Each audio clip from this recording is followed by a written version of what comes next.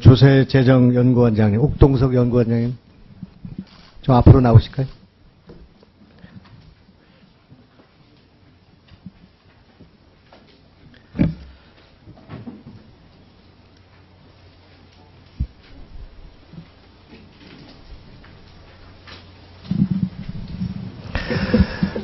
정부가 담배값 인상하겠다고 발표했죠? 알고 계시죠? 그리고 또 주민세도 인상하죠? 그리고 자동차세도 인상하기로 이렇게 결정했죠? 정세죠? 그죠? 정세에 대해서는 사실 정의에 대해서는 뭐 여러 가지 논란이 있는 걸로 알고 있습니다만. 하여튼 정세죠? 다른 정책을 추진하는 과정에서 부수적으로 나타나는 정세로 생각하고 있습니다. 예. 담배세는 114%를 올리기로 되어 있고요. 주민세는 100%, 자동차세 100%죠. 그죠? 예. 근데 이 대상이 되게 서민에 집중돼 있죠. 그래서 서민 증세라고 볼 수 있죠? 이 담배 가격 인상은 결국 우리가 정책 목표가 담배 소비를 줄이고자 하는데. 그러니까 그러나 그 서민들이 부담을 갖게 되는 측면에서는 서민 증세라 볼 수 있는 거죠. 그죠?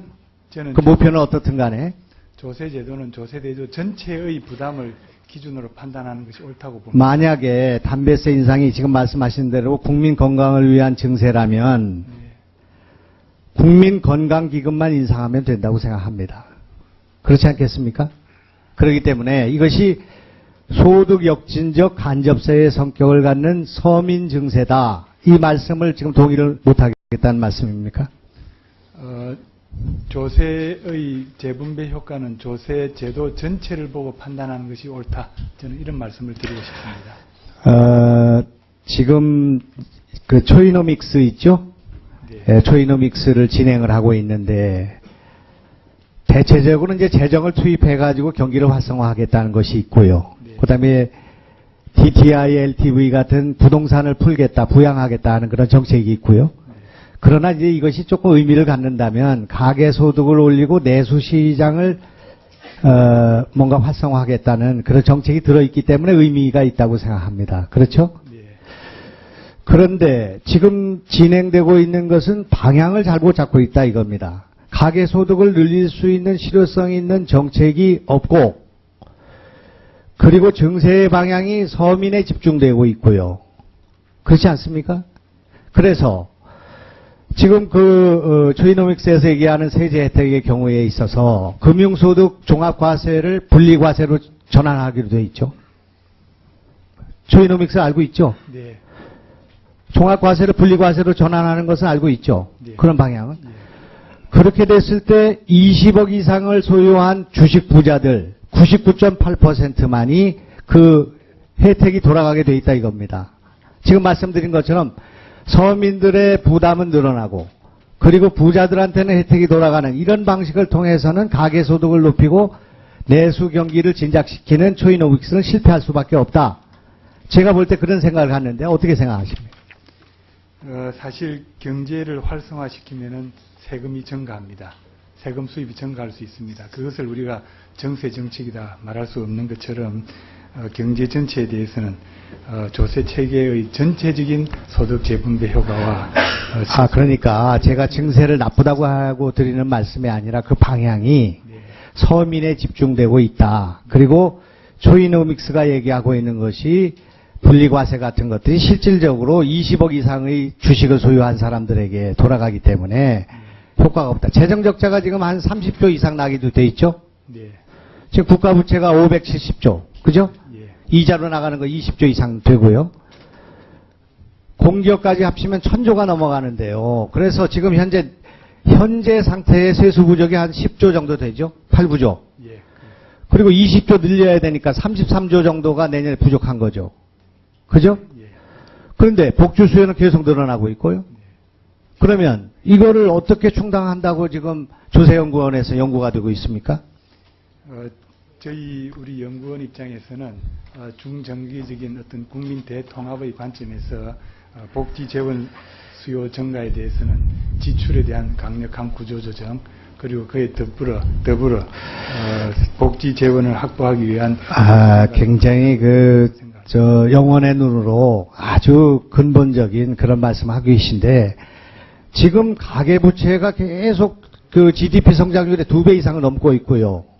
사회한국화가 점점 심화되고 있고, 그리고 부동산은 좀 풀린다고, 부양을 시킨다고는 하지만은 실질적인 그런, 가계소득이나 비정규직이나 자영업의 소득을 놀리기 위한 정책이 하나도 실효를 거두지 못하는 상황에서 조이노믹스는 지금 현재 아베노믹스보다도 더 실효를 거두지 못하는, 아류도 되지 못하는 이런 정책을 피고 있다, 이런 말입니다.